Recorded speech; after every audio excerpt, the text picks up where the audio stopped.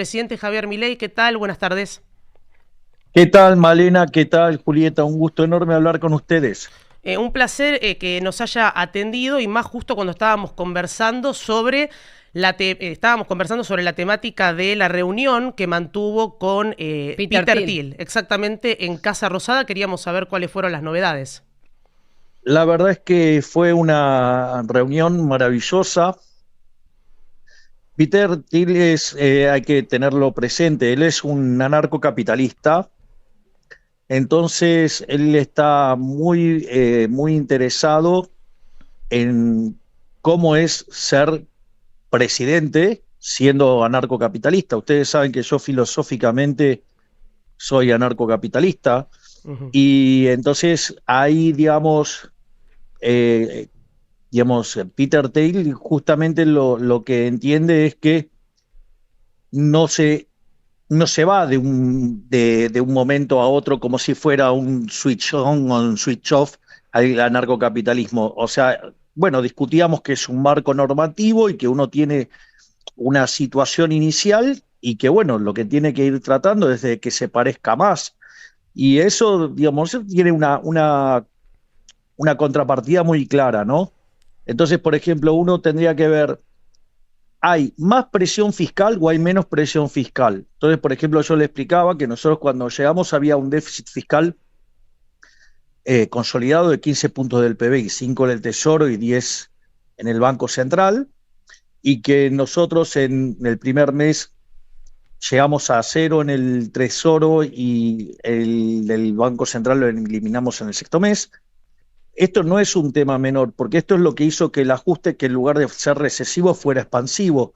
Recuerden que si nosotros tomamos el EMAE desestacionalizado punta contra punta a diciembre del 23, estamos 11% arriba. La contracara de eso no es menor, porque además la inflación que venía al 1,5 diario, que se encaminaba para ir al 15.000, dado el Sí. sobrante monetario y todos los pasivos que teníamos, digamos, bueno, los del Banco Central, que eran Ujú. 4 bases monetarias, vencían a un día y había deuda en pesos por el equivalente de 10 bases monetarias, vencían a 30 días. Eso, digamos, el ajuste nos permitió de pasar de una inflación que venía a ese ritmo y que tocó un techo de 300, hoy al 30, ¿sí? Pero lo más importante, que es lo que tiene este caso, es que mientras que los libros de texto dicen que un ajuste es recesivo, este ajuste es expansivo. Y eso es lo que genera mucha inquietud, mucho interés académico. De hecho, en muchísimas universidades del mundo se está discutiendo el caso y la explicación, al menos para nosotros, es muy simple, porque el ajuste se puede hacer o aumentando impuestos o bajando el gasto. Aumentando impuestos es distorsionar más la economía, es vulnerar más el derecho de propiedad, es distorsionar más los precios. En cambio, si uno lo hace bajando el gasto, como es lo que hicimos nosotros, la contracara es que termina siendo expansivo. Y cuando uno dice, bueno, pero ¿cómo es que es expansivo? Y si el déficit fiscal era 15 puntos del PBI, digo, les pido que se abrochen los cinturones, digamos, que se aferren un poco a la silla, pero fue devolverle a la gente 90.000 millones de dólares. ¿Y cuál fue la inquietud de Peter Thiel en la reunión? ¿Qué inquietudes tiene sobre la Argentina?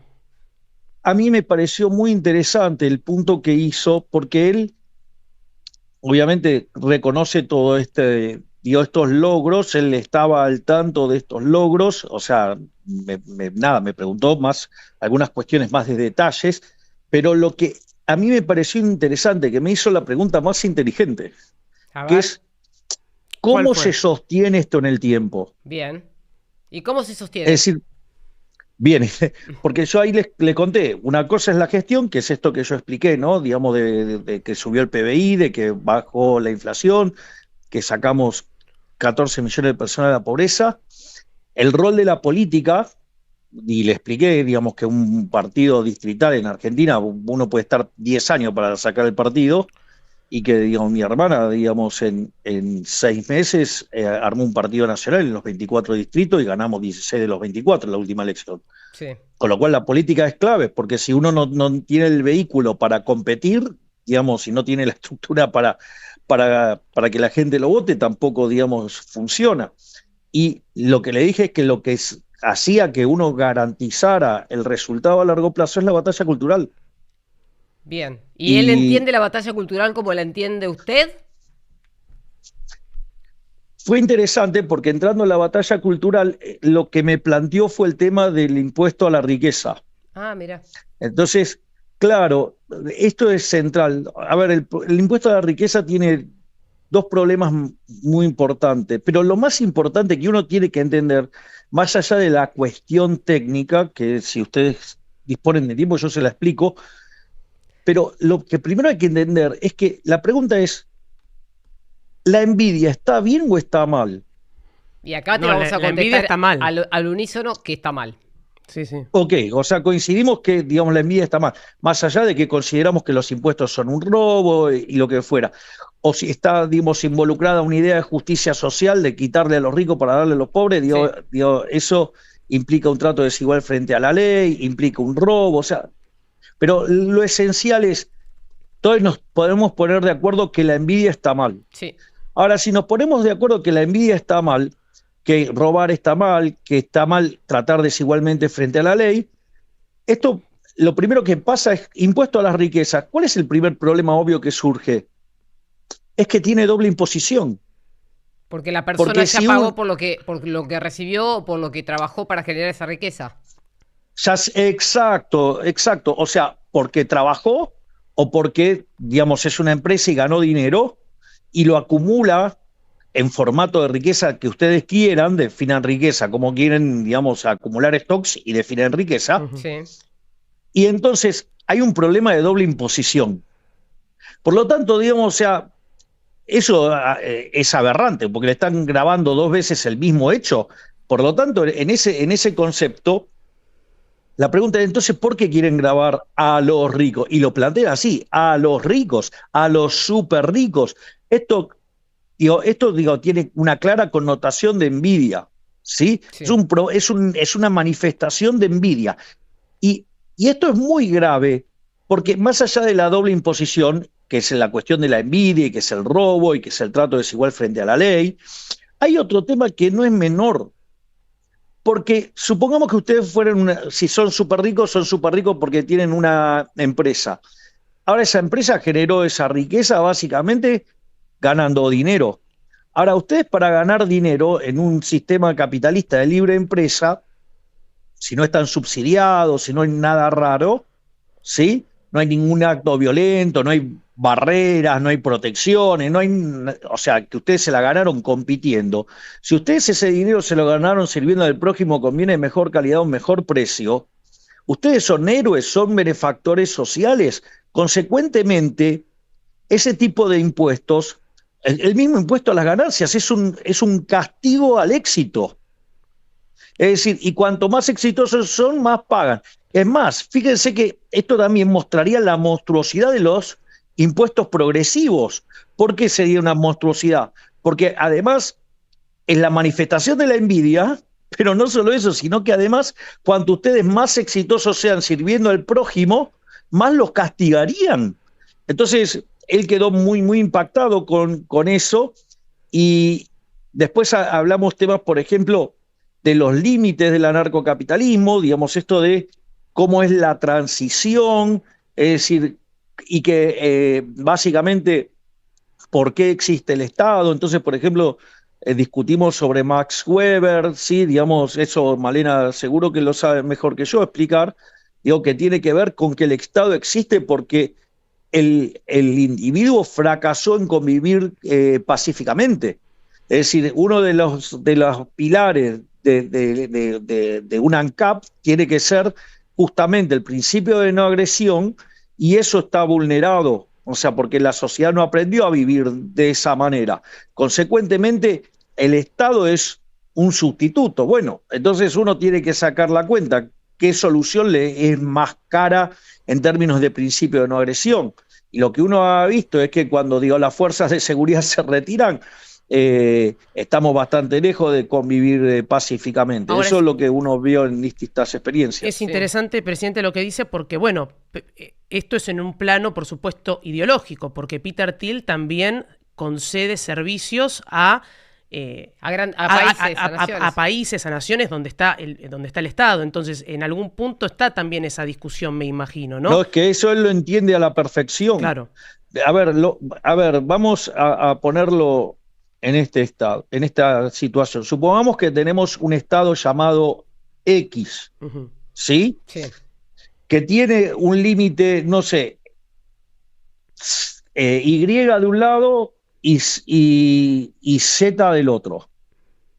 Probablemente si usted elimina el estado, lo que va a ocurrir es que quizás Y le toma el sur y no sé, y Z le toma el norte. Y usted pasa a ser, sigue teniendo estado, pero ahora es ciudadano de segunda. De Y si vive al sur y de Z si usted vive al norte.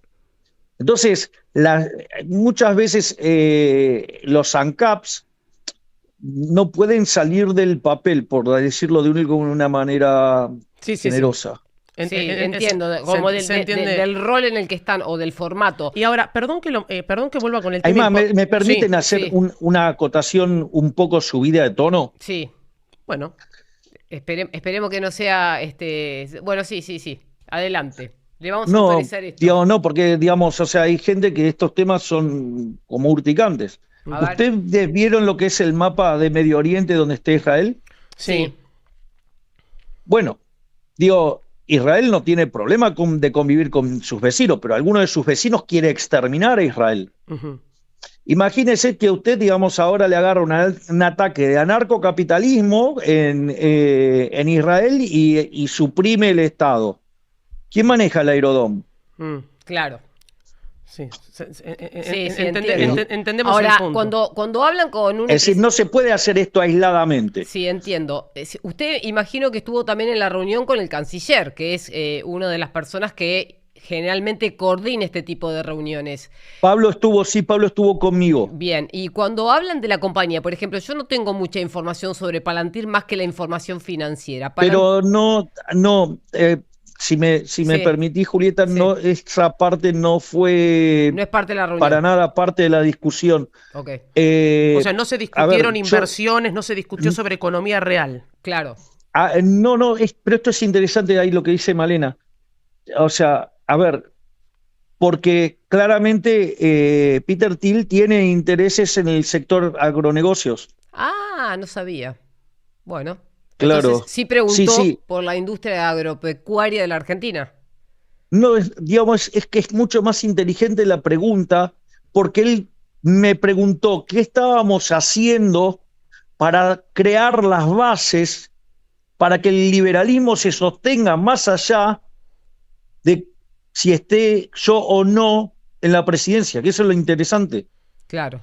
Desde Rosada nos comentaron algunas de las líneas que pudo usted conversar, ahora las está profundizando.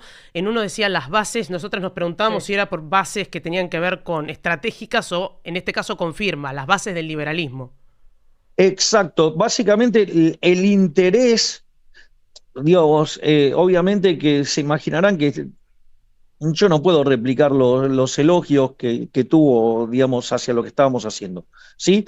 Digo, pero es, digamos, un anarcocapitalista que encuentra un anarcocapitalista que está llevando las cosas a la realidad y que, digamos, está funcionando. Más allá, digo, después de las cuestiones que pueden, de las oscilaciones y de algunas cosas que pueden impactar negativamente en el corto plazo. Pero, digo, afuera, digo, miran los grandes números son demoledores, ¿sí? O sea, miro la relación deuda-producto, se cayó, digamos, miro la cuestión fiscal, pasamos a superávit fiscal, digamos, miro el Banco Central, está saneado, la inflación está a la baja, la pobreza, digamos, fuertemente a la baja. Digo, claro, uno ve los números y dice, es más, y en el medio del ajuste, además, la economía creció 11%, listo, bueno, digo, a ver, ¿cómo es esto? Esto genera esa situación. ¿Usted supone que la tendencia de la inflación, digamos, va a cortar esta tendencia alcista de los últimos meses? Yo creo que de acá para adelante la inflación tendría que empezar a ceder es un poco técnico, pero si quieren lo contesto. Sí, porque la inflación es un tema que le compete y aparte acá la audiencia lo está preguntando, así que se lo trasladamos. Ok, yo no tengo problema. Yo no sé qué restricciones tienen, pero yo no tengo problema en contestar de tiempo todo lo que me tenemos pregunten. todavía como 1 hora, así que todo lo que nos pueda aplicar. Entonces me puedo extender. Entonces, bueno. A ver, vean qué es lo que pasaba con la inflación. Nosotros llegamos, estaba al 1,5 diario, ¿sí? ¿Se acuerdan? Digamos, además teníamos este problema de las 4 bases monetarias que nos vencían un día, las casi 10 bases monetarias que nos vencían en deuda en 30 días. O sea, había una monstruosidad de pesos por salir a la calle, más el déficit fiscal, que eran 5 puntos más. Entonces, digo, la verdad que era una cosa bastante complicada. No alcanzaba con cortar el déficit fiscal, porque la bomba que estaba dentro del Banco Central era el doble de grande. Y si tomo el problema del stock de deuda, digamos, o sea, el problema del stock de deuda, digamos, también era otra monstruosidad. Entonces, cuando uno tiene todo ese panorama, bueno, nosotros cerramos el déficit fiscal en 1 mes y el déficit central en 6 meses. A partir de ahí, la base monetaria amplia quedó fija. Y a partir de ahí, digamos, la tasa de inflación empezó a ceder fuertemente y lo hizo de manera muy acelerada. Igual nosotros, y si ustedes revisan muchos de los reportajes, tanto de Toto como mío, siempre dijimos que ese movimiento asintótico no tenía por qué ser suave. O sea, que una asíntota es una hipérbola, digo, que se va tendiendo a un piso, ¿no? O sea, cae, pero no cae linealmente, cae de una manera curva y va tendiendo como si cayera serruchando, como cuando cae un precio de una acción durante un tiempo largo, que sube y baja, sube y baja. Pero puede tener oscilaciones en esa tendencia. Eso es importante. Hubo un retweet suyo hace un tiempo donde mostraba también esto de esto de la inflación cero en agosto, no pensando ya en eso, sino... Igual yo dije empezando con cero, claro, que no es lo mismo decir cero. Claro. Yo sé que algunos malintencionados dicen cero, yo dije empezando con cero, pero no importa. Está bien. Digamos, se pueden ir a buscar los videos, se encuentran, digamos, y se confronta fácilmente. Pero esto es lo importante, porque me parece que esto es valioso y, digamos, y yo he visto, digamos, a Julieta trabajar muy bien este punto. El tema es el siguiente: cuando nosotros ganamos la elección en el mes de mayo del año pasado, se generó un ataque feroz contra la moneda. O sea, cayó la demanda de dinero. Para tener un orden de magnitudes, la demanda de dinero cayó por el 50% de M2. Es decir, nunca en la historia argentina hubo un ataque especulativo de semejante magnitud. A punto tal que esto, la verdad que nosotros nos preparamos para lo peor, pero verdaderamente era como era un escenario, como se llama la teoría de las colas o colas pesadas, que son eventos que tienen muy baja probabilidad. Sí. Digamos, nosotros no creíamos que se podía romper un nivel de pasivos monetarios del central por debajo de los 30.000 millones de dólares, porque ni siquiera pasó durante la última parte del kirchnerismo. Sin embargo, cayó hasta niveles de 20.000 millones de dólares y que si nosotros no hubiéramos subido los encajes, digamos, o sea, hubiéramos tenido una corrida 10.000 millones de dólares más grande todavía. Claro. Entonces, eso lo que significó fue una caída de la demanda de dinero. Lo que pasa es que en tiempo real uno no puede estar haciendo la estimación de la demanda de dinero y ver dónde está, porque además, o sea, la punta da recontra inestable. O sea, no se puede guiar por eso. Uno lo que tiene que hacer es utilizar mecanismos indirectos. Una forma de chequear si la demanda de dinero está cayendo es mirar el tipo de cambio y la tasa de interés. Bien. Claro, si el tipo de cambio y la tasa de interés bajan, entonces sabemos que hay más demanda de pesos. Y a la inversa. Exacto. Y si sube, claramente significa que la demanda de dinero se está desplomando, que fue lo que pasó. Recuerden que frente a, digamos, la amenaza, lo que era el riesgo Cuca, llevar a 1.500 el riesgo país, Eso implicó salir de los activos argentinos, implicó salir de los activos denominados en pesos. Esa caída en el precio de los bonos se convirtió básicamente en una suba en la tasa de interés. Correcto. ¿Sí? Por el riesgo país.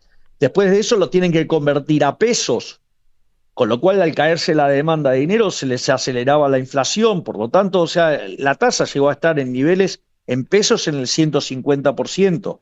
Sí, me acuerdo. Y por otra parte, también subió el tipo de cambio. Sí. Es decir, ocurrieron las dos cosas a la vez. Por lo tanto, la demanda de dinero se estaba cayendo de manera monstruosa. Ustedes hoy sí sabemos que fue 50% de P2, pero lo sabemos hoy, pero no en el momento. Claro, el Banco Central publicó, ¿no? También. ¿Cómo? Creo que fueron el Banco Central que hizo la publicación del gráfico que se puede ver cómo se dolarizó la economía con los argentinos previo a las elecciones. Claro, exacto, es eso, es la contracara de esto. Entonces, ¿qué pasó? Al subir tanto la tasa de interés y empezar a retraerse la demanda, ¿qué es lo que pasa? Esto también es muy importante para entender por qué también los argentinos se pueden sentir frustrados con el nivel de actividad y empleo y salarios. ¿Qué es lo que ocurre? Al subir tanto la tasa de interés como consecuencia del riesgo Kuka, lo que ocurrió es que se estiró el working capital, el capital de trabajo. Voy a tratar de explicar esto. Usted cuando va a producir algo, compra el insumo, ¿no? Sí. Ahora, ese insumo se transforma, lo pone en producción, se convierte en un bien de cambio. Para que usted, digamos, o sea, pasa un tiempo hasta que lo vende, y después de que lo vende, pasa un tiempo hasta que lo cobra. Sí. Eso es lo que se llama ciclo de caja. ¿Sí? Sí, sí. Y a eso y después uno tiene un financiamiento que es, digamos, el financiamiento que le da el proveedor. La pregunta es la siguiente. Usted le compró el insumo al proveedor. ¿Qué hace ahora que ve esta situación? ¿Se lo devuelve? ¿Se lo puede devolver? No. No. ¿Lo tira a la basura? Y no le queda otra que meterlo en producción. Claro. ¿Ok? Entonces lo produce. Pero ¿qué pasa? Cuando lo quiere vender tarda más tiempo. Bien. Y cuando lo quiere cobrar, la gente le dice, pará, no te puedo pagar porque no tengo. También se les tira el plazo digamos, en el que usted cobra. ¿Eso qué quiere decir? Que a usted la demanda de capital de trabajo le subió fuertemente. Sí. Entonces, y así como le pasó a esa empresa, le pasa a la empresa que está del otro lado, porque usted le va a pedir negociar los plazos y a la otra empresa le ocurre lo mismo. ¿Qué quiere decir? Que a toda la economía le sube la demanda de capital de trabajo. Si yo en el medio tengo una corrida y me achica el working capital, el capital de trabajo de la economía, porque de tener 40.000 millones pasamos a 20.000, ¿cuál es el problema? El problema radica en que usted tiene una demanda enorme de capital de trabajo y la oferta se le contrajo. ¿Qué va a pasar? La tasa de interés se va a las nubes. Al pasar eso, el nivel de actividad se frenó en seco. Sí. Argentina, el primer trimestre creció al 6, el segundo se estaba expandiendo al 8 y se frenó. Imagínese la frustración de una persona que venía con un ritmo de venta fuertísimo y de repente se le frena el ritmo de venta y se empieza a quedar sin... O sea, y se empieza a comer la caja. Sí, bueno, ahí tiene un punto porque salió el dato del EMAE de febrero, estamos en abril, con una caída del 2,6%. ¿Usted qué prevé para el mes de abril? Si quieren yo lo comento, yo no tengo problema. Pero quiero terminar este argumento porque es importante para entender por qué los argentinos se sienten como se sienten. Bien. O sea, no es que, digamos, es una conspiración maléfica, digo, no hay un motivo por el cual se siente. Si usted venía expandiéndose de esa manera y se frenó en seco, usted, digamos, o sea, se le generó un desastre en la caja. Si uno mira por ejemplo, los indicadores del PBI seguían dando positivos, pero entonces, ¿y por qué le caía la recaudación entonces coparticipable a las provincias? Pues esto también es muy importante saberlo. Porque básicamente, si tiene que elegir entre comer y pagar impuestos, ¿qué elige? No, comer. Ok, bueno, las empresas entre sobrevivir y pagar impuestos, primero prefieren sobrevivir. Consecuentemente, ¿cómo se financiaron? Y se financiaron no pagando impuestos. Claro. Entonces, ahora, lo que va a ocurrir, la consecuencia de eso es que la economía, digamos, se frenó. Sí. Y eso es lo que genera frustración en la población, frustración en algunos sectores empresarios, que dicho sea de paso, igual de los 16 sectores, 12 crecen. Ahora, dicho esto, también podemos hablar del último dato. Sí. Primera cosa que yo quiero señalar, que no se puede omitir, primero que veníamos de dos datos muy altos, tanto diciembre como enero fueron muy altos. Y el segundo punto es la cantidad de días hábiles que se perdieron. Se perdieron 3 días hábiles en porque hubo 2 febrero. feriados. Claro, eso tiene un impacto enorme, encima en un mes que es relativamente más corto. Sí. O sea, no es lo mismo perder 3 días en un mes de 31 que perderlo en un mes de 28. Claro. Pero, entonces, recién hizo una mención diciendo, bueno, voy a explicar esto de cara a abril, cómo están viendo ustedes. Ustedes tienen un monitor interno que nosotros no conocemos, pero lo siguen. ¿Cómo lo están viendo de cara a abril? Claro, a porque ver, el dato es de nosotros seguimos indicadores líderes, o sea, indicadores que anticipan. Eso. Ahora, un gran indicador que anticipa, por ejemplo, es la recaudación. Cuando uno mira la recaudación de marzo, mira IVA o, digamos, mira débitos y créditos, cosas que están vinculadas a la actividad, uno ve que dejó de caer la actividad. O sea, dejó de caer significa que se empieza a recuperar o que está mesetada. O que está, claro, está estancada. No, es que esta es la otra parte. Si ustedes miran, hoy salió, hoy o ayer, el índice líder de, por ejemplo, de Ditela, sí. Bueno, salió para arriba. Sí.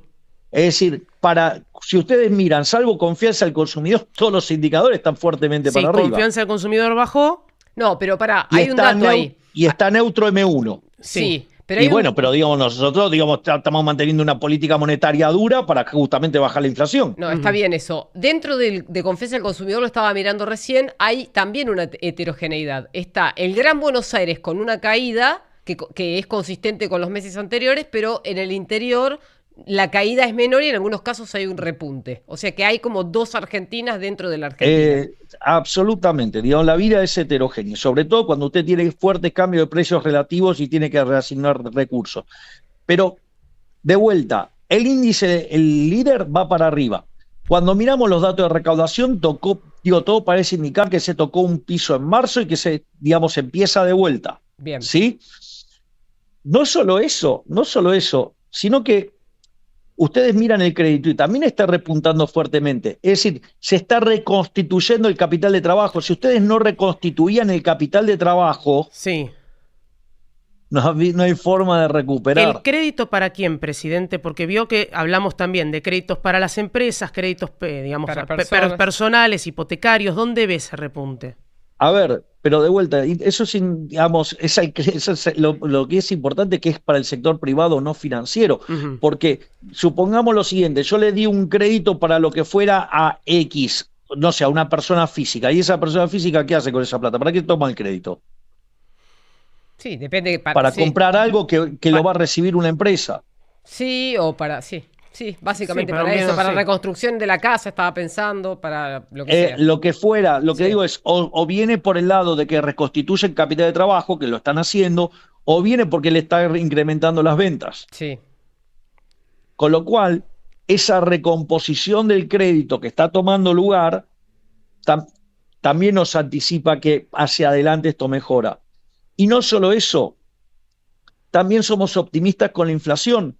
Porque si ustedes se fijan, si nosotros no hubiéramos comprado casi 7.000 millones de dólares,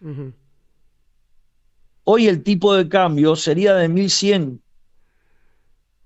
O sea, hay un modelo, Julieta lo debe conocer porque, digamos, ella me ha visto dar clases de teoría monetaria. Sí.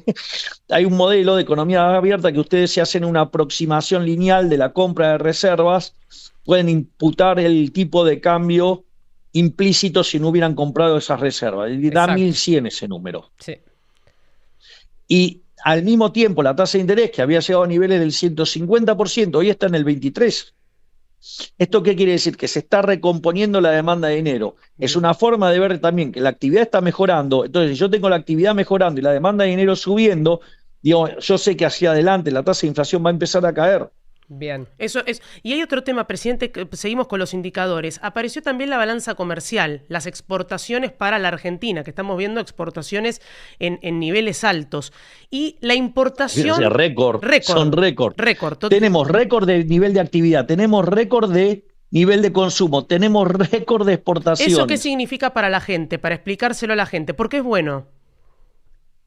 A ver, digamos, tener pico de actividad es bueno, básicamente, porque significa más ingresos para todos. Digamos, un pico de consumo significa que todos están teniendo, digamos, un mejor nivel de vida. Con lo cual, digamos, claramente, y el tema de las exportaciones lo que permite es que podamos importar más. Que podamos exportar más y estamos tratando de importar más a medida que crece la actividad. Esa sería la lógica. Exactamente, porque, a ver, cuando a usted le aumenta, se le diversifica la oferta de productos, sí, usted tiene un nivel de vida más grande. Claro. De hecho, los países que tienen mayor coeficiente de apertura tienen niveles de ingreso más altos. ¿En qué nivel está hoy Argentina de apertura comercial? Está en el peor del mundo, porque Argentina, para el nivel de ingreso que tiene, tendría que tener 93% de coeficiente de apertura, o sea, exportaciones más importación en términos de PBI, y tiene un poquito menos de 30, creo que tiene 28. Ok, entonces cuando hablamos de apertura comercial indiscriminada, eso es falso. Es falso. Todavía nos falta mucho para abrir. Lo que pasa es que, a ver, hay sectores que se han acostumbrado a cazar en el zoológico. Y cuando se abre la competencia, hay algunos que quieren competir, llámese Luminagro, ¿sí? Entonces se reconvierte y compite y exporta y le va muy bien, o dice, no, yo o caso en el zoológico o nada, y cierran, digamos, llámese FATE. Claro, hay dos ejemplos. Bueno, digo, es la actitud que toma un empresario hacia la vida, digo, qué sé yo. Si a mí me pregunta, yo seguiría por el modelo de Luminagro, digamos, pero bueno, hay otras personas que dicen otra cosa, bueno, es la lógica de cada uno, pero yo, digamos, eso, ahora hay otros que ven la avalancha de dólares y entonces salen a querer cerrar la economía. Ahora la pregunta es, ¿eso es mejor o peor para los argentinos de bien? Que esté cerrada. O sea, restringir el comercio. No, que restringir el mejor para el consumidor. A ver, claro, cuanto más productos pueda elegir un consumidor a un mejor precio, mejor para el consumidor. Y para Argentina. Exacto. Sí. Pero aparte, digamos, cerrar la economía es violentar el derecho a elegir. Sí.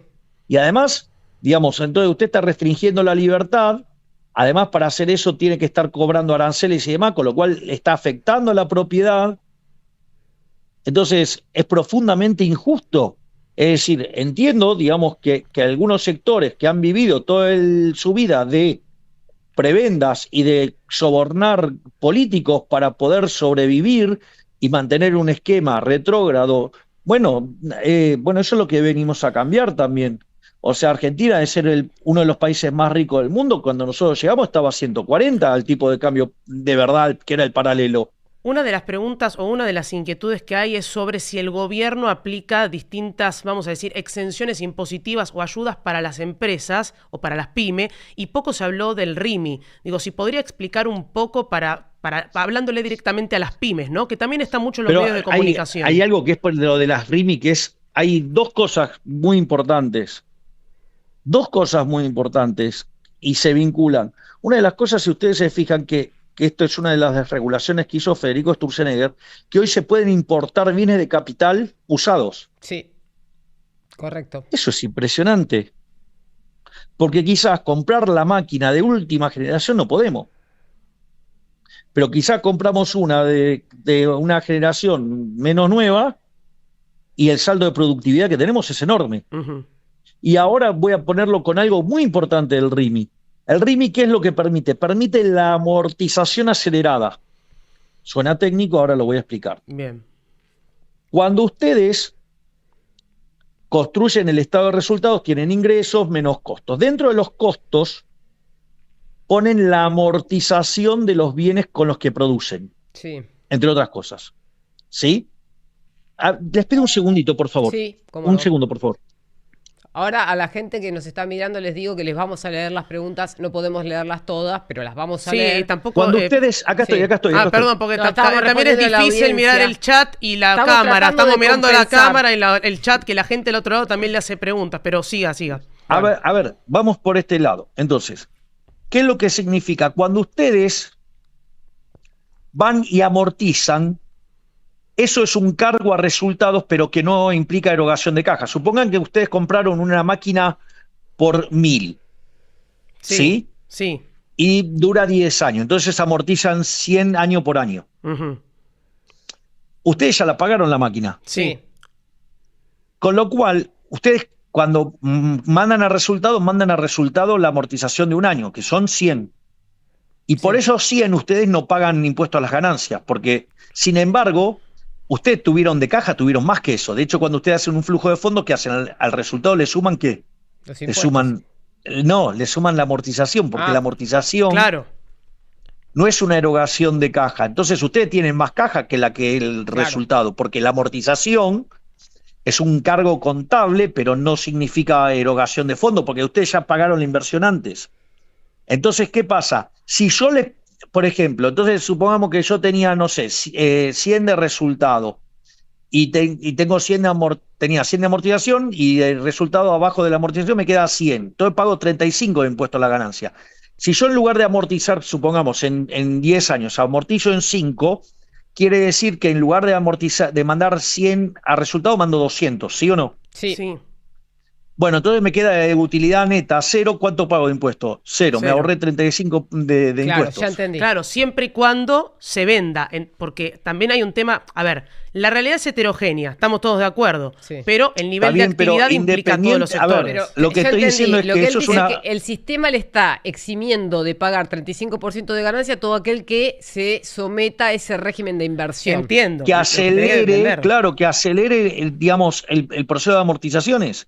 Y eso es, digamos, cuando usted a una actividad le suma caja, esa actividad vale más, por lo tanto hay más inversión. Está bien. Y eso, digamos, el RIGI, si miro el RIGI, ya vamos a 80.000 millones de dólares. Sí. De hecho, me acaba de llegar una comunicación de una empresa petrolera que acaba de presentar uno recién. Ya lo deben tener ustedes. Esta es, ya le digo, acá lo tengo. Dice, adhesión al RIGI por 12.000 millones de dólares de la empresa Plus Petrol. ¿De recién? Sí, lo tenía eso, sí. Bien. Estaba al tanto. ¿Esa estaba sumada a esa suma que dio total? Sí. Bien. Perdón, Guillermo en el chat dice que hable para las pymes, que les dé fuerza. ¿Qué le dice a Guillermo Lechner? Perdón, estamos leyendo el chat. Lo importante es esto. A ver, que baje el riesgo país significa que las tasas de interés bajan. Correcto. De hecho, hoy las tasas pasaron de 150 a 23. Eso significa que va a poder financiar el capital de trabajo, pero al mismo tiempo que es la contraparte, que es la otra parte del mercado, al ser las tasas más bajas, el consumo es más alto. Por lo tanto, hacia adelante, con menos inflación y con más ingreso, va a tener más demanda. Claro. Consecuentemente, y va a tener financiamiento para bancar el capital de trabajo que necesita para expandirse.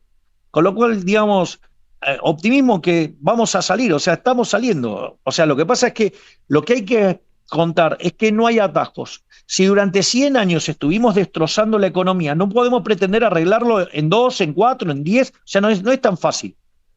Es cierto. Ahora, yo les digo algo. Porque cuando hablábamos de digamos, aquellos que hayan escuchado hablar de las tasas chinas, ¿sí? Del crecimiento, sí. De crecimiento, bueno, esto es muy interesante, porque ¿cuánto eran las tasas chinas? 7-8%. Bien, crecer 7% implica que se duplica el PBI en 10 años. Claro, bueno, sí. Sí. Pero bueno, de forma sostenida. O cuando crecían al 10, duplicaban en 7, pero... Para tener un orden de magnitudes, yo les hago una pregunta. Antes de que llegáramos nosotros al poder, ¿cuánto fue la tasa promedio de crecimiento de la economía argentina en el último siglo? No, 0. La tasa promedio... Menos de 1%. Por eso, sí, tendiendo a 0, sí. Y nosotros en 2 años crecimos 11. Sí. Entonces, a veces la gente no toma orden de magnitudes. Digamos, haber sacado 14 millones de personas de la pobreza es un numerazo, es haber sacado 28% de la población de la pobreza, es un numerazo. Bueno, hay otra discusión. Lo que digo es, a ver, ¿esto quiere decir que somos Suiza? No, ni de casualidad somos Suiza, ni a palos. No, ¿Por qué? Porque todavía tenemos cerca de 30% de pobres. O sea, todavía queda un camino enorme. Ahora, los atajos ya los probamos durante 100 años, terminamos mal. Sí, está bien. Es decir, hay que entender que estos procesos demandan tiempo y cuanto más frugales seamos, o sea, cuanto más cuidemos la plata, cuanto más ahorrativos fuéramos y lo procesamos dentro del sistema financiero y eso genera inversión, eso va a generar más crecimiento. Sí, bueno, es lo que dicen los manuales, básicamente, no hay magia ahí. Hay que hacerlo pero de vuelta, sostenidamente. ¿en qué momento yo hablé de hacer cosas que fueran mágicas? No, en ningún momento. Está bien, pero bueno, hay varias preguntas que Lo también... más revolucionario de las cosas que nosotros estamos haciendo son dos. Sí. O sea, que si usted puede decir, uy, esto sí que saltó arriba del manual, que es la desregulación, que es el concepto de los rendimientos crecientes, y, digamos, el Ministerio de Capital Humano, para poner el gasto, digamos, social al servicio de que la gente se desarrolle y deje de ser esclavos para ser artífices de su propio destino. Miren lo que está haciendo la ministra Petovelo con todas estas capacitaciones que hacen un montón de empresas y que ese sistema se está exportando, digamos, a cada una de las ciudades del país. Ese sería como el catch-up de la persona que sale de ser asistida por el Estado a trabajar de manera independiente. Exacto. Es decir, la idea es que no recibir el pescado es la esclavitud, o sea, hacer darle la caña y que se haga su propia empresa pesquera. Ahora, presidente, vamos al tema salario, porque recién discutíamos con Julieta, ¿no? Discutir el tema de la deuda, por supuesto que hay parte de la oposición que considera que la deuda aumenta. Para nosotros hay debate para todo. Hay debate para todo, pero creo que hay que ir a lo circunstancial. Está bien, yo lo que digo es... Más allá de la deuda, es bastante pobre la posición de los kirchneristas que no consolidan la deuda, ¿no? Y creo que o sea, la relación deuda-producto, el otro día creo que publicó un gráfico, no sé si Martín Boutier o Felipe Núñez, mostrando cómo se desplomó la relación deuda-producto. Por eso, yo creo que hoy la discusión circunstancial no está en la calle de si la deuda aumenta o no. Es un tema que digo, es más técnico, es mucho más técnico. Pero hablemos del tema salarios, porque también se habla mucho sobre el ingreso disponible, que la gente tuvo que destinar de su ingreso más a servicios por la quita de subsidios, como usted bien decía, no hay atajos. Digo, ¿cómo se soluciona el tema de los salarios? Sí. A ver, la única forma de que crecen los salarios es por productividad. O sea, tiene que crecer. O sea, digo, es la economía creciendo. Claro. Ahora, yo, digamos, vi, digamos, a un imbécil torearla a Malena en un programa que es un bruto, un analfabeto económico. Más allá de eso, diciendo la tasa de interés, ¿a qué le llega a la gente? No, digo, la tasa de interés es, digamos, a ver, ¿el salario importa para la gente? Claro. Sí, por supuesto. Es lo más, creo que hoy es lo más importante. No, pero quiero ir al argumento para que se entienda esto, para entender la importancia de la tasa de interés y del riesgo país. Si la tasa de interés baja, yo tengo más inversión. Si tengo más inversión, tengo no solo más empleo, sino que además, como soy más productivo, tengo más salarios. Sí. Por eso es importante bajar el riesgo país, por eso es importante bajar la tasa de interés, pero no la tasa de interés cocinada por el Banco Central artificialmente, sino que baje por los motivos correctos, que baje porque bajó el riesgo país, porque Argentina es solvente intertemporalmente, y que baje porque la expectativa de la inflación futura cae. Si eso pasa, los salarios van a subir. Si ustedes se fijan, que esto también es un datazo. ¿Cuál? Si ustedes miran los salarios, los que más crecieron, y crecieron por escándalo durante este gobierno, son los informales. Entonces ustedes dicen, no, bueno, pero ¿cómo los informales? Y bueno, a ver, digamos, nosotros heredamos una situación del mercado laboral donde la mitad de la gente estaba en el sector informal. Y entonces la pregunta es, ¿hicieron algo para esto? Y sí, claro, mandamos la ley de modernización laboral, tiene cerca de 200 artículos. Y hoy, no sé si vieron, pero Sí. el fallo es que, digamos, o sea, la ley quedó vigente. Está en un tuit de la Procuración y en un tuit del Capital Humano. Sí, lo acabamos de postear antes de que usted saliera al aire. No, porque, presidente, a ver, más allá de lo que pueda decir un colega, creo son comentarios que me han llegado a mí de gente X, ¿no? Está bien, Preguntando. a ver, Malena, yo no te estoy metiendo a vos en la discusión. Lo que digo es, lo que dijo esa persona es propio de una bestia, Está opinando de temas que no sabe, diciendo cosas de barbaridad. Entonces, Pero concentrémonos hay que en el contarle punto. a la gente. Concentrémonos en el No. concentrémonos en el punto porque No, también ya es lo duda de sé. la gente. De vuelta, lo que quiero decir es, el otro periodista, digamos, que omitió los salarios informales cuando son cerca de la mitad de los salarios de la economía. Sí. Eso es deshonestidad intelectual. Entonces, yo no niego que la economía tuvo un frenazo en el segundo semestre. Yo no niego que se aceleró la inflación. Explico por qué se aceleró, porque cayó la demanda de dinero. Esa caída de la demanda de dinero y que se consumió working capital, digamos, la consecuencia fue que la tasa de interés se fue a la nube, digamos, y se frenó la actividad, y eso se sintió tanto en los salarios como en el empleo, digamos, como en la actividad. Sí. Yo no niego los hechos. Lo que digo es, tratemos de entender. Ahora yo les hago una pregunta. ¿Cuántas veces en la historia argentina tuvo un shock de esta magnitud? Nunca. Y no solo eso, shocks muchísimos más chicos se llevaron puesto a la economía. Y es más, fíjense esto, salimos de un shock interno enorme y nos viene un shock externo enorme. Sí. Con lo que pasó en el mundo, en otros contextos, ¿qué hubiera pasado con Argentina? No, hubiéramos tenido una suba del riesgo país. Sin lugar a dudas, además de que Argentina está exportando de forma neta energía, digo, nos convertimos de importadores en exportadores, eso sin lugar a dudas. Bueno, pero Argentina, digamos, o sea, en la reunión del fondo, del G20 y demás, Argentina es el caso modelo de que hizo todo bien y es el que mejor resistió el shock externo. Es decir, los activos financieros de Argentina fueron los que mejor se desempeñaron, fueron los únicos que terminaron en terreno positivo. Y no solo eso, sino que además Argentina, la moneda argentina fue una de las que más se revalorizó en el medio de la crisis. Sí, yo tengo una pregunta relacionada, que es técnica, a ver si la podemos bajar a tierra, porque se me acaba de ocurrir en función de esto.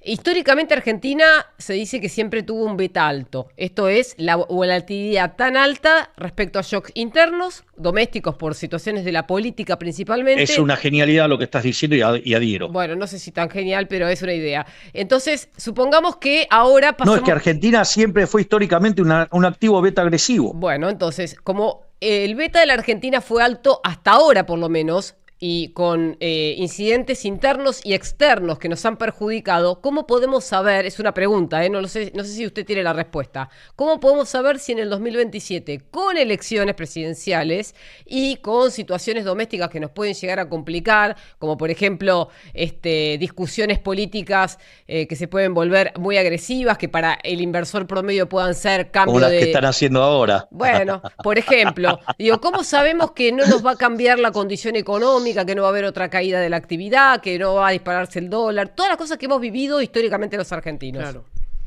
¿Cuánto se movió el riesgo país independientemente de lo que pasó afuera? No, prácticamente nada.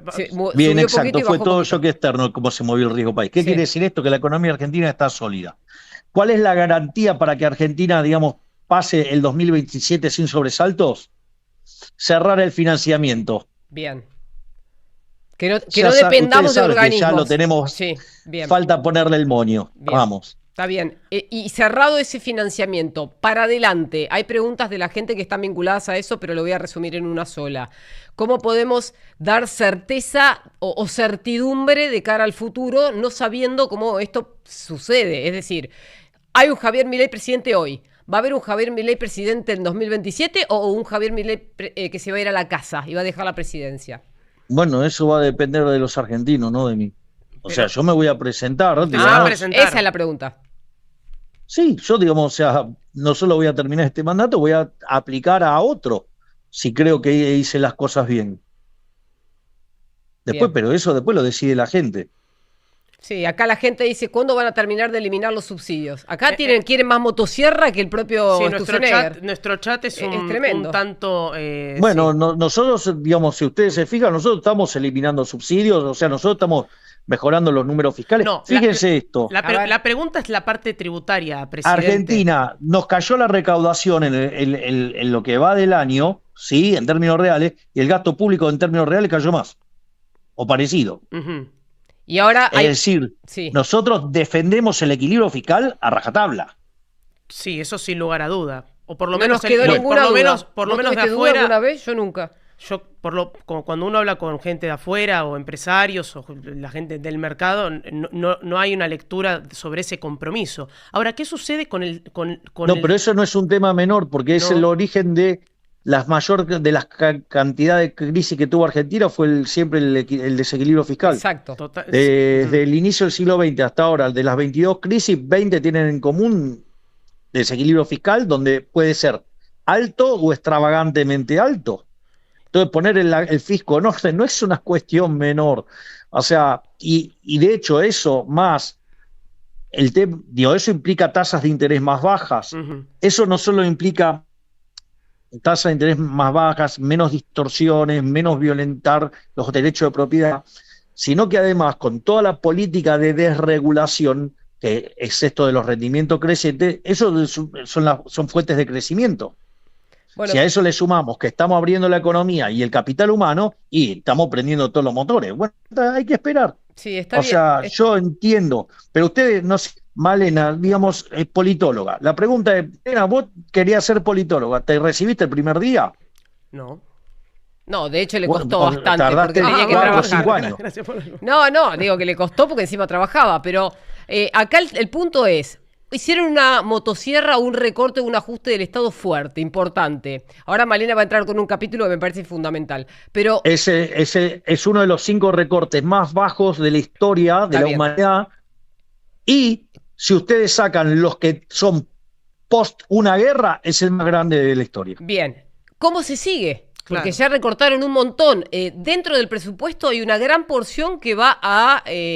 por ejemplo, a contexto social, a jubilaciones, a UH, a seguridad social. Sí. A ver, las jubilaciones son un derecho. No, está bien. Y nosotros lo reconocemos y lo pagamos. Nadie está discutiendo eso acá. Pero mientras que usted tiene una situación con estos niveles de pobreza, usted no puede abandonar a la gente. Pero nadie pide eso. Estamos diciendo a mí me encantaría bajar los impuestos más rápido, pero no puedo. Esa es la pregunta, el tema tributario. Para los liberales, esto está en un libro de Ayn Rand, que ahora no me acuerdo el nombre. Es uno que tiene lecturas. Sí. Se llama ya lo busco. La ética de la emergencia. Sí.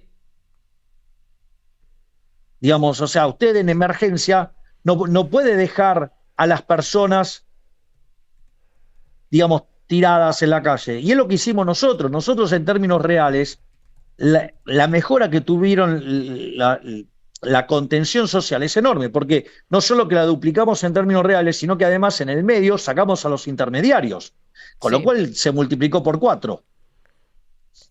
Sí, está claro, pero van a tener que seguir ajustando y la pregunta es ¿de dónde? Pero no, es que hay que seguir creciendo. A partir de ahora, el ajuste lo hace el crecimiento.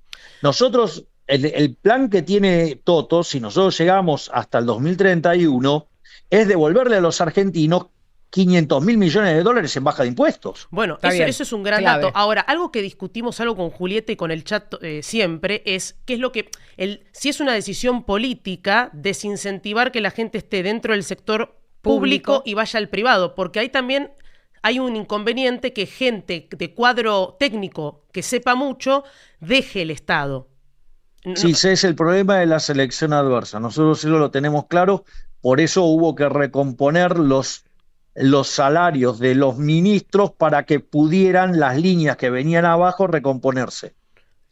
¿Cómo es eso? El único sueldo, los únicos 2 sueldos que no subieron son las cabezas del Poder Ejecutivo. ¿Quiénes son? O sea, el presidente y la secretaria de la presidencia. No, y entiendo también que la vicepresidenta presidencia y vice. Presidencia y vice. Y de ahí para abajo todo se recompuso para que las áreas secundarias... pero se recompuso muy parcialmente en diciembre, enero. Bien. ¿En qué proporción? ¿Según la inflación? No llegó a cubrir el total de la inflación, porque de hecho los salario del sector público en términos reales usted tiene los del sector público negativos, neutrales o 9% arriba, según donde toma el dato inicial, para el sector privado, y después tiene muy arriba, digamos, lo del sector informal. Bien. La pregunta es cómo se sigue simplemente, porque claro, hay recortes, por ejemplo, en servicio meteorológico o en distintas áreas donde uno... La pregunta es cómo se sigue, es de dónde, si no se pueden bajar impuestos porque el gasto se mantiene, ¿hacia dónde está esa hoja de ruta de desregulación? Es que lo que te lo facilita es el crecimiento económico. Está bien, sí, lo contestó antes. Ok, entonces, sí o sí tiene que crecer la Argentina para no seguir recortando como vimos hasta ahora. Y por otro lado, ¿qué hacemos con los impuestos provinciales? Porque hay una intención... claro. Es un país federal. Ya sé, pero los ingresos brutos se están liquidando pero, muchas Julieta, es un país federal. Bueno, está bien. Es decir, a ver, lo que haga un gobernador es cuestión de un gobernador y lo que hagan los municipios es cuestión de los municipios. A mí me queda claro... Lamentablemente, digamos, yo no puedo hacer nada. Ya sé. Yo detesto los impuestos. ¿Ustedes se pusieron a pensar en qué nivel está hoy el gasto público nacional? ¿En qué nivel está? En menos del 16%. Pero tenemos el problema de que la presidiaria, la condenada, la reina de la tobillera, ¿sí?, dio jubilaciones sin aporte. Con lo cual hizo explotar el gasto provisional. Habría que, si uno lo corrigiera a los niveles previo a ese acto demagógico, ¿sí?, para tratar de convencer gente para que la voten, sí, si uno corrigiera por eso, ¿y qué nivel de gasto público queda? Digamos, vamos a encontrar la austeridad que tiene este gobierno. Acá hay una pregunta del chat interesante que dice si hay alguna chance de que usted vea en el futuro un alineamiento de las provincias con el gobierno nacional para bajar impuestos. Si se lo imagina. Yo creo que hay intención de hacerlo. O sea, hay más gobernadores que no gobernadores que quieran bajar. O sea, hay más que están propensos. de hecho, 11 gobernadores viajaron a la Argentina Week. Sí. Digo, la están viendo.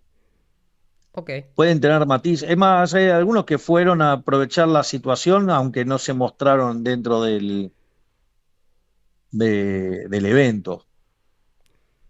Está bien. Es que lo entiendo, pero está bien, digo, o sea, a mí lo que me importa es que a los argentinos les vaya bien. Y bueno, pero justamente nosotros les trasladamos esta pregunta porque los que se quejan de los impuestos son las pymes o los argentinos que vienen del interior.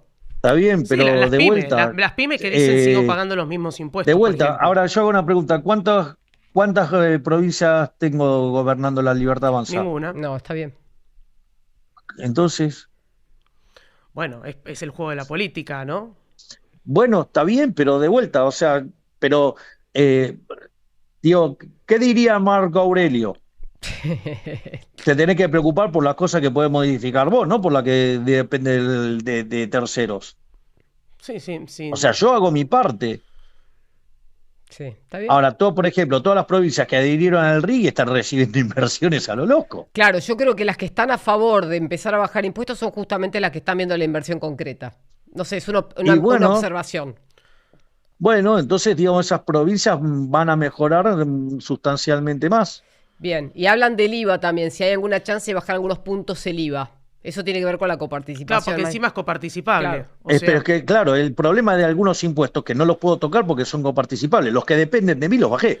A ver, si ustedes miran, ¿en qué cae la recaudación? Cae, no sé, no existe más el impuesto país. Sí. No digamos, y lo otro que cae, ¿qué es lo que cae mucho? Los derechos de exportación. Exactamente. O sea, las retenciones. O sea, que estoy bajando las retenciones. Le devolví a los argentinos 2,5 puntos del PBI en baja de impuestos. 20 impuestos tocamos, entre los que eliminamos y los que bajamos.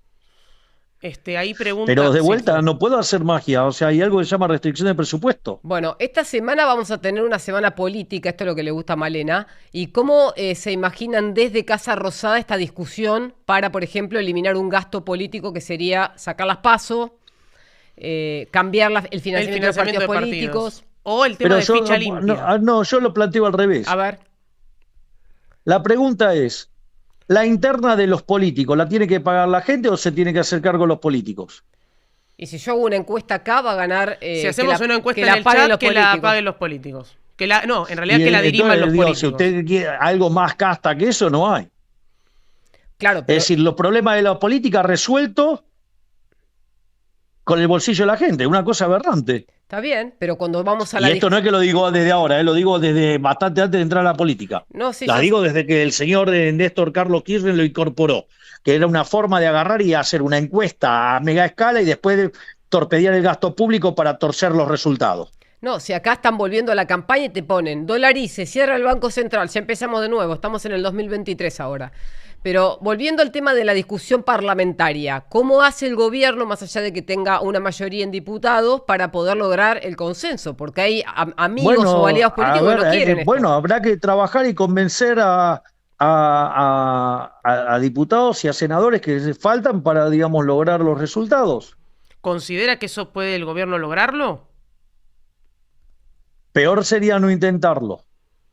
Es una buena respuesta. Está bien. Le pregunto por lo siguiente. Usted hablaba de los más vulnerables con el tema del Ministerio de Capital Humano. Nosotros hemos visto también varios de los comunicados que han mostrado. Y también está, cuando uno discute, el tema de discapacidad, jubilaciones, obras sociales. Digo, ¿hay un refuerzo por parte del gobierno con la trazabilidad de lo que suceden con esos casos? Que en algún momento discapacidad fue polémico sobre cómo se llevó adelante. Bueno, estamos sacando una nueva ley, digamos, estamos enviando una nueva ley de discapacidad. Pero eso es por fraude.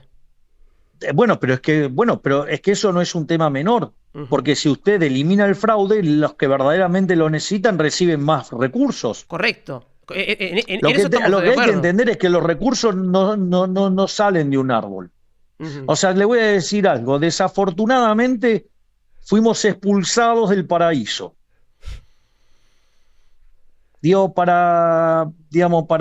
Tenemos que laburar y nos cuesta, digamos, las cosas, o sea. Sí. Entonces, digo, no es que vamos a un árbol y tenemos la plata para pagarlo, no. Entonces, uno, ¿cuál es el ministerio que más gasta de todos? Capital Humano. Capital Humano, sí.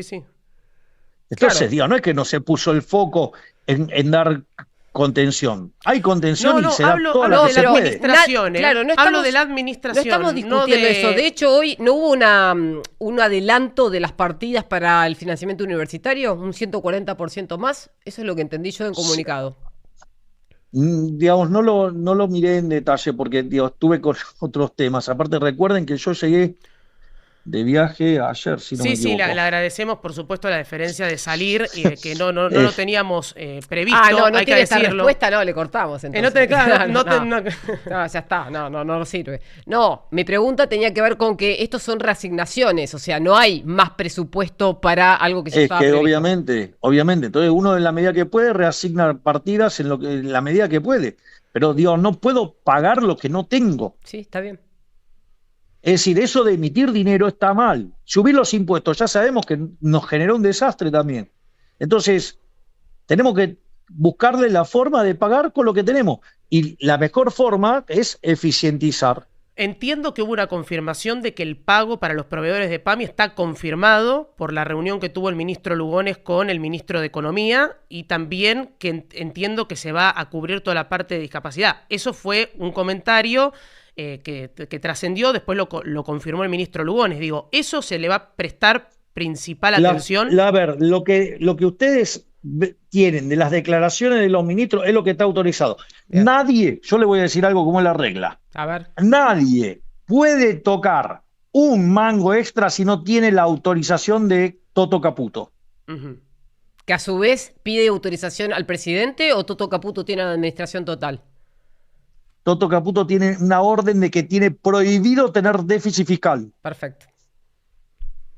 Bien. Entonces, van y evalúan con el secretario de Hacienda, con Guberman, si están los recursos o no, o de dónde se pueden reasignar. Lo que yo pido es que de ninguna manera me violenten el equilibrio fiscal. Un tema interesante, perdón, pues me van surgiendo porque hablando de infraestructura, el ministro Caputo va mostrando sobre el tema de licitaciones. La última vez que lo entrevistamos acá con Agustín Rodríguez, que le agradecemos también la deferencia de que usted salga por Neura, y por supuesto a Alejandro Fantino y a Leo, la pregunta es cómo está en ese estado de licitaciones. ¿Qué sucede con las rutas nacionales?